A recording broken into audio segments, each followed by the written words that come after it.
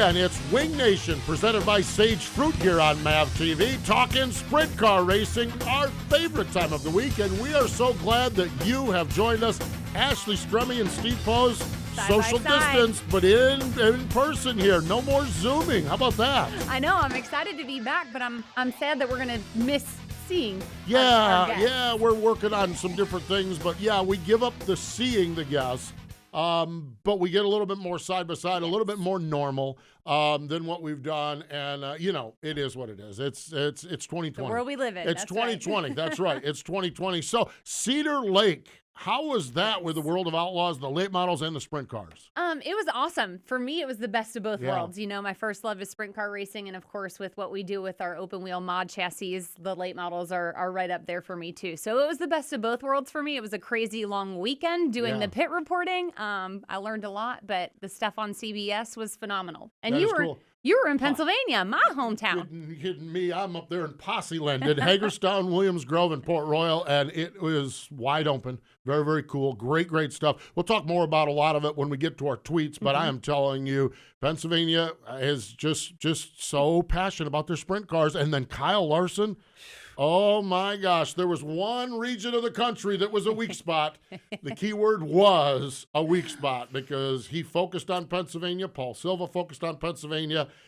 And boy, by the time they got done with the week, they put a whooping on the posse. So it's so true. And I'm interested to see what other titles he may go after winning Indiana Midget Week and now Pennsylvania Speed Week. What's next for Kyle Larson? Yeah. There's a bunch of sprint car people that wish NASCAR was next for him. That's for sure. Let's get him out of here for sure. Great racing. We talk about Pennsylvania Speed Week, but Ohio Speed Week is going on as well. And it kicked off last week at Attica Raceway Park. It is the Cometic Gaskets Ohio Speed Week presented by Hercules Tires. Blake Anderson with the call. Cap Henry and Buddy Kofoid mixing it up at Attica. It's our Dryden Diesel all death-defying move of the week.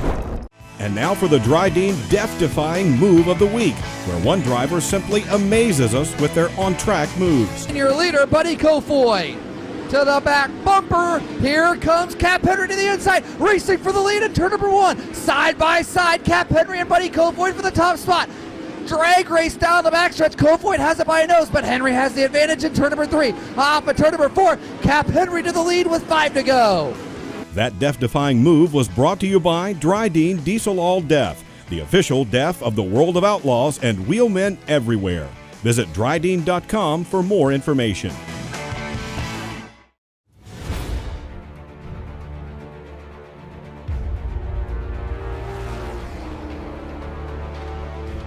Pride. Passion. Performance. We are. We are Team Dryden.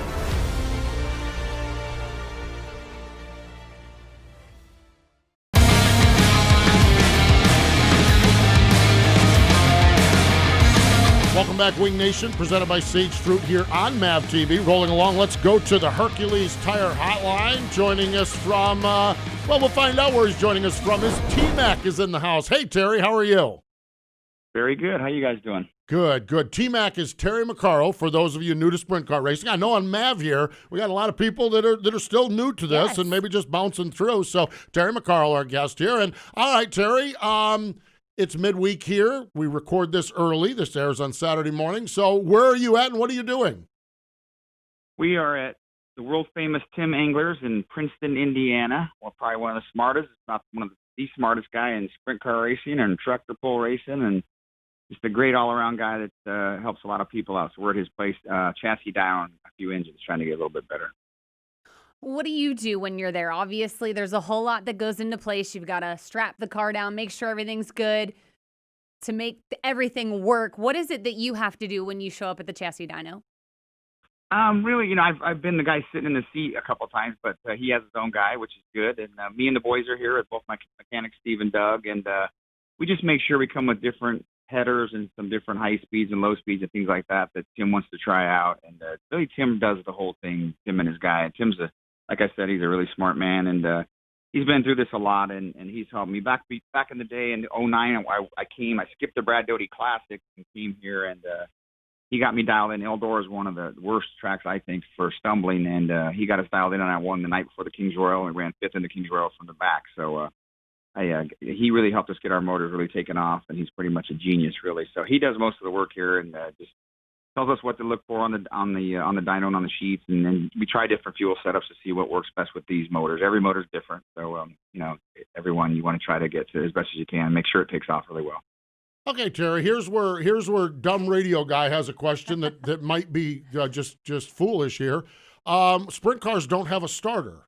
So on the chassis dyno, I mean, you don't just roll them in and strap them down. You don't fire them off. Do the wheels turn and fire the engine on that? Actually, you do roll them in and strap them down, and it's got these two big barrels, they kind of call them, on the rear, just on the rear end, on the rear tires, of course. And it has a starter. It's kind of crazy to see at first. And actually, years ago, I broke a valve on one, and you can't get them stopped very quick, and that tore it up pretty good. But it's a pretty neat process, and it's just sitting inside his shop. And I think these are actually more important than a real engine dyno as far as we're concerned as a team. I mean, some of the engine builders probably say different, but I think it really shows you how your car is reacting on the track a lot more than a regular engine dyno. So I think a chassis dyno is really the way to go. Cool. To dig a little deeper on that, it's interesting. Yes, Yeah. Absolutely. Obviously, you can kind of simulate different scenarios, if you will. How many times do you think you hit the chassis dyno a year? Not enough. We live in Iowa, so we're about 8 hours from him, and we've been to Indy at Dan Pace's before he has one there too, and I think they're really important. I think I don't really know the answer, but I think the Casey Keene team and those top teams, Donnie shots them do it quite often. So I wish I could come at least 4 or 5 times a year. We only seem to get down here once a year, really, but I'd like to make it a lot more. That's how important I think it is. Nice. Good stuff. I appreciate that. That's some great insight there That's from right at the chassis dyno, for sure. Terry, Well, I'll tell you a quick story. The first time I came to this, they had my motor up there. My motor didn't stumble. I mean, my motor took off great as far as I knew. And the first time they took off, the car started vibrating and shaking. And I'm like, what the heck's that? Tim, he's like, oh, that's the stumble in your engine. I said, my motor don't stumble. He goes, every motor stumbles. He said, but we'll get it out of there before we leave. And we pretty much did, and that's when we won the night before the Kings Royal. So even in the car, I didn't feel like I had much of a stumble or anything. And then once you put it on the chassis dyno, it really showed exactly what's happening. So again, that's why I think it's so important, because it's actually your car, your fuel setup. You may have something wrong with something on your car, and they will show that too. it's fascinating. Really is. That's pretty neat stuff, for sure. Terry, 2020. How? I don't even know where to begin with this foolish year. What's your take on it as a guy that's been around this business your whole life, a team owner, a driver, a Knoxville regular? Of course, the Nationals been canceled. Of course, the Oski Challenge is still going on. But what's your take on where we're at with 2020? Well, I'm not going to get political. I stay away from all that kind of stuff, so I won't give you my whole opinion on everything. Good. So it's just a crazy year, and you just got to deal with it. It's all out of my control and out of your control. I'm just trying to deal with it best I can. We promoted the first sprint car race, I think the first sporting event in the world, really. I didn't realize it until my sons told me that at Park Jefferson in April, and really proud how that went off. We really followed all the guidelines, and then above, South Dakota was pretty wide open, but we still did a lot of great things, I think, and put on a great show and got the ball rolling for racing. I was really proud of what we did, everybody involved, and we put on an amazing race, a lot of great feedback, and like you said, we're not canceling the Front Row and Ultimate Challenge. We are going to have to limit our audience in the grandstands, just like Knoxville is going to have to. So there'll be somewhat limited seating up in the stands. But we're fortunate, unlike Knoxville, we have the pits outside. So that infield party pass area, although you can't see quite as well, it's a lot of fun, but you can socially just really easy down there, and a lot of room for people down in the pit area. So, so we decided when they canceled the Cappy Classic on Sunday and then moved it to the next weekend, that since Sunday was an open date, everybody I talked to, and the decision I made right off the bat was we moved our Tuesday show, our Power I War non-wing 410 sprint cars and the ASCS National 360s that were normally Tuesday, the Ultimate Challenge. We're going to move that to Sunday.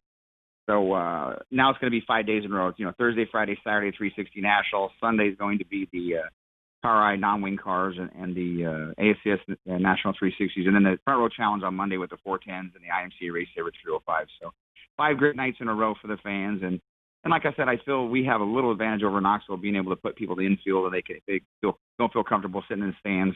They can get down there and socially distance. And I didn't realize, like I said, Lori handles all the front straightaway stuff. How many people we've lost? I mean, how many Australians come, and people from New Zealand and England and Canada, of course, and they can't come even if they wanted to. So I know I thought we got 40 or 50 people from there, and Lori's like, oh no, we get a couple hundred people at least from overseas that we've lost too. And and a lot of other folks don't feel comfortable getting out in the public that are not going to be able to come. So I think this year I'm going to do something that I never do, and I'm probably going to pay-per-view it and make it so those folks can watch for the first time ever. This is the 25th anniversary we've never pay-per-viewed it.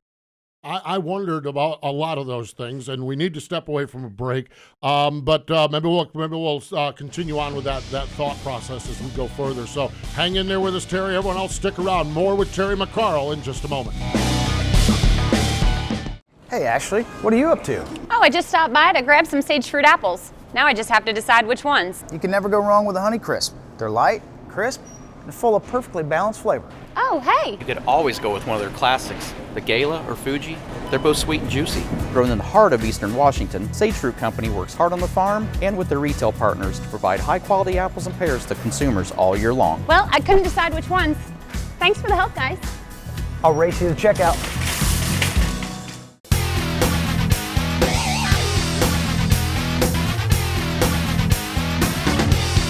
Welcome back. It is Wing Nation, presented by Sage Fruit. Terry McCarl is our guest on the Hercules Tire Hotline. And Terry, before the break, we talked about the Sage Fruit Ultimate Challenge, the Sage Fruit Front Row Challenge coming up at Oskaloosa. And you had indicated right before the break that it was maybe time to go pay-per-view. Can you walk us through the reason not to do pay-per-view historically? Then you dabbled in pay-per-view, or did pay-per-view at Park Jefferson, and now you're talking about it for this. We're in such a pay-per-view world. Walk us through your process on all of those decisions. Well, I've got a lot of heat over the years. Yep. I mean, and heck, I'm a fan. I love sitting out on my deck watching the Outlaw shows and All-Star shows and USAC shows. I mean, it spoils you. It's a lot of fun and makes for a great night, but I've always felt that our venue, because we're playing off the Knoxville Nationals, we have so many people 25 miles away, sitting at their camper or going to Dingus, that it would be really easy for them to sit around and pay the $25 or whatever and sit there and not come to the event.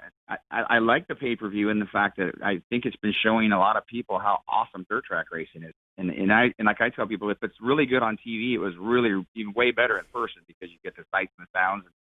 TV can't show, the big race from 4th through 10th generally or something like that. So, again, the world's changing, and we slowly might change in it. But in the past, I haven't really agreed with it just because I feel like Dingus, those guys there are my friends. But if Dingus alone showed it there, I think we'd lose 200 or 300 people not coming to the race. So it's kind of it's not that I'm against pay-per-view. I was just against the timing of our event versus it. And it makes absolute sense. And especially the world we're living in, you can't have all the fans. And like you said yourself, you have all those fans from overseas who will actually be able to still tune in and watch it. But Terry, for those people like me who don't understand what it takes to make the pay-per-view happen, I mean, obviously there's, I'm sure, contractual agreements that you have to deal with to work through to make this happen, and with the track as well. I mean, how tedious is that just to get a pay-per-view to do your track?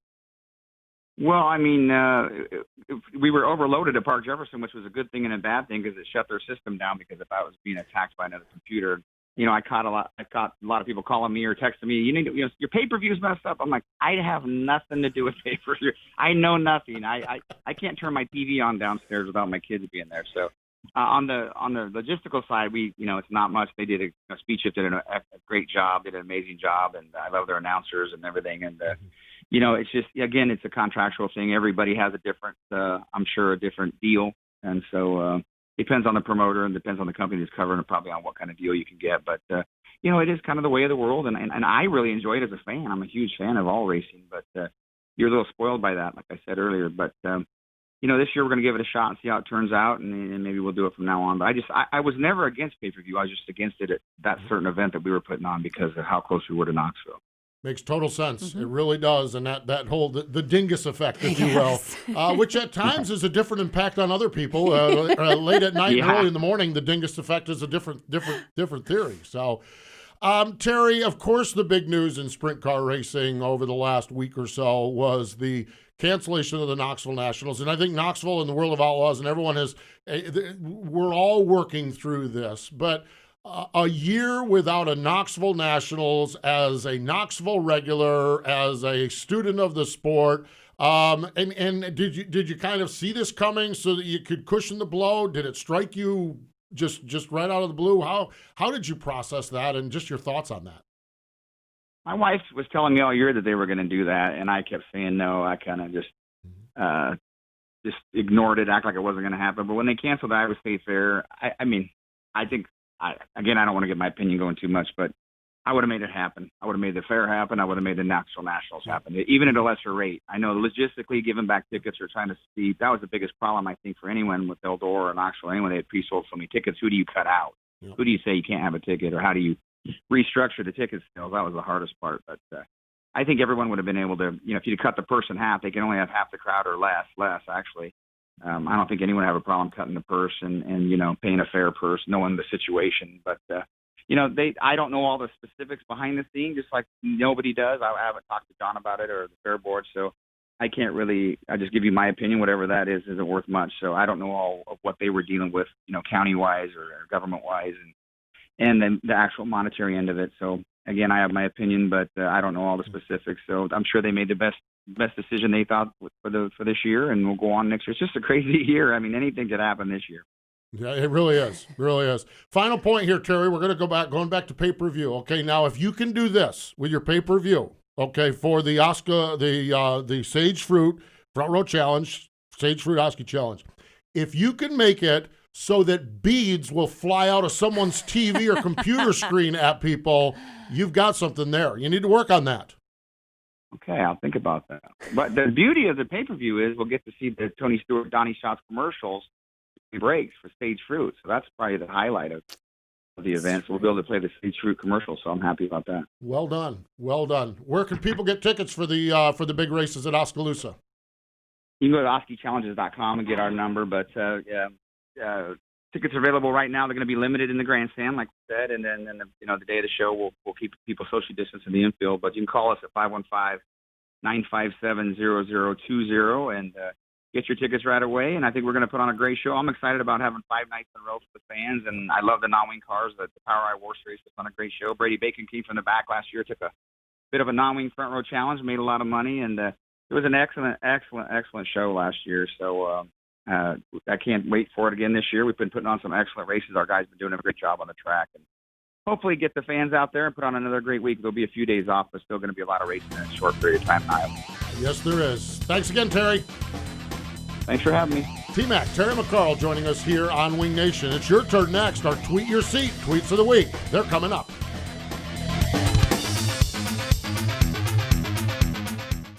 Power isn't born. It's built over time. For over 65 years, Hercules Tires has been providing the muscle to move more drivers. Whatever the vehicle, whatever the terrain.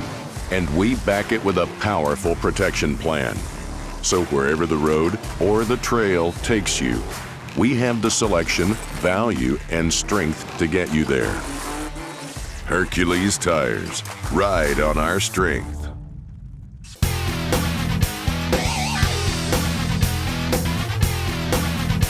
We're back here watching Wing Nation presented by Sage Fruit, and it is your time of the week. That's right, it's time for the Tweet Your Seats Tweets of the Week, and we're kicking it off with Knoxville Raceway since we were just chatting about it. This tweet comes from D. It is Friday, Brian Brown, Terry McCarl, and Davey Heskin, and Saturday was Justin Henderson, Brian Brown, and Austin McCarl. This is where you were at, Cedar Lake, the World of Outlaws. This picture, were you standing in the middle of the fireworks? Yes. Okay. Yes. Okay, you were. I was, and it was sketchy. That is all. I look at this, I'm like, are you kidding me? But now the World of Outlaws race, the Elimination Showdown. Darren Pittman won this on Thursday. Brad Sweet, $20,000 on Friday. Brad Sweet, $20,000 on Saturday. So Ashley, Robin, Matthew with these pictures. Attica Raceway Park, it is Ohio Speed Week, night 1. These tweets come from Ken, Sabrina, and James. It was the Cap Henry 3rd Attica win of the season for him, followed by Buddy Kofoid and Aaron Reitzel. Next night, Fremont Speedway. Well, the next 2 nights, actually. Ohio Speed Week continued on. Tweets from Jacob, from Sherry, from Nick B. Saturday night, Buddy Kofoid bettered himself by 1 spot. Aaron Reitzel bettered himself by 1 spot. And Cole Duncan was third. And on Sunday, Aaron went 3-2-1 for the weekend with the win over Paul McMahon and Lee Jacobs with a podium finish. Down to Hagerstown Speedway for PA Speed Weeks in Maryland. You were there. The tweets come from Waylon, Robert, and Brian. Of course, Kyle Larson, a name we've been hearing an awful lot lately. He drew the pole, and it was all history from there. Yeah, it was probably the worst, and it was a great night at the racetrack. Sure. But it was probably the worst race of the one because he drew the pole position. They rolled into Williams Grove for Pennsylvania Speed Week, as did Amanda, Kenny, Tyler, Derek, Chatty Patty, and Awesome AF. It was the Mitch Smith Memorial, $15,000, put it in the bank account of Kyle Larson. And yes, to get this, he passed Lance DeWeese into second and passed Brent Marks for the lead. DeWeese finished second and Marks finished third. So he prohibited Lance from the 100th win at Williams Grove in the Mitch Smith Memorial, but he got the one. And actually Lance said, if he's going to win one, I want him to take it off from me. They're buddies, and he did. So it was cool. Well, and then he cleans PA for the end of it with Port Royal Speedway. Tweets come from Derek, Denise, KSL, Chris, Chatty Patty, Danielle, Wanda, Scott, DMC, Jeff, Jameson, and Beer Hill Gang TV. It was the Greg Hodnett Classic. Obviously an awesome race. Like we said, Kyle Larson won it. He was followed by Brent Marks and Rico Abreu. And Hodnett, obviously some really cool stuff that you can talk about, Steve. Yeah, it really was. Hefner Racing, they had the wing on Ryan Smith's car, the 27, the Greg Hodnett wing on the car, and I know some of our tweets show that. The 5K, the fun. Port Royal Speedway is such a vibrant, vibrant spot.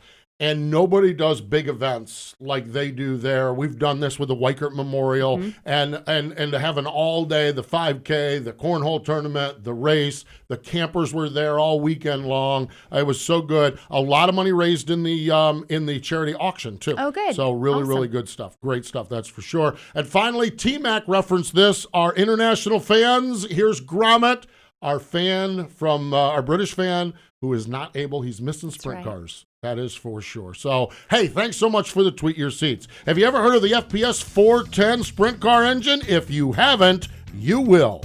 It's the result of a collaboration between Ford Performance, Tony Stewart Racing, and Durham Racing Engines. Tony Stewart used it in his team sprint car for the first time in mid-August last year, and 2 weeks later, TRS scored its first 410-equipped victory with the legendary Donnie Schatz behind the wheel. So what's the FPS 410's future? The goal is an engine that can challenge for victories in series across the country as part of the Ford Performance customer program. Now that sounds like a winner. Hey, Ashley, what are you up to? Oh, I just stopped by to grab some sage fruit apples. Now I just have to decide which ones. You can never go wrong with a Honey Crisp. They're light, crisp, and full of perfectly balanced flavor. Oh, hey. You could always go with one of their classics, the Gala or Fuji. They're both sweet and juicy. Grown in the heart of Eastern Washington, Sage Fruit Company works hard on the farm and with their retail partners to provide high-quality apples and pears to consumers all year long. Well, I couldn't decide which ones. Thanks for the help, guys. I'll race you to checkout. There are people who say things aren't made here anymore. Those people should make a trip to Michigan, or Kentucky, or Illinois, where you'll find our workers, and dealers, and engineers, and technicians building for America. We're proud to employ more hourly workers than any other automaker in this country, because we build for this country.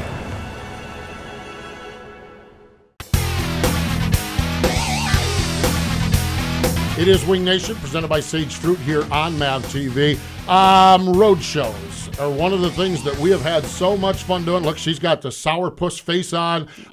When we lost Eldora, when we lost Knoxville, when we lost Jackson. Port Royal for the Weichert Memorial. Road shows, and for those of you not familiar, road shows are where we come in, we do pre-race shows. And here's the reason road shows won't work. We bring as many people as we can in all together to scream and holler and carry on. Itty-bitty space. I know. We are the anti-social distancing, and with Knoxville being canceled, with Eldora being canceled, we've talked about the Weichert Memorial, but we just talked to our friends at Port Royal and kind of our policies around here, and just not possible. I know, and I am so bummed. Me too, because it's the one time we get to hang out with our fans. It is. You know? It really is. It really is. And being at the racetrack this weekend, I missed that. I really do. But it's 2020. It's the world we live in. It's 2020. So Ohio Speed Week this week, it is at Sharon Speedway, the Lou Blaney Memorial tonight. Justin Snyder's Salute to the Troops wrapping up for the All-Stars. Hey, thanks to Terry McCarl for joining us. More important than all of that, though, thank you for joining us here on Wing Nation, presented by Sage Fruit.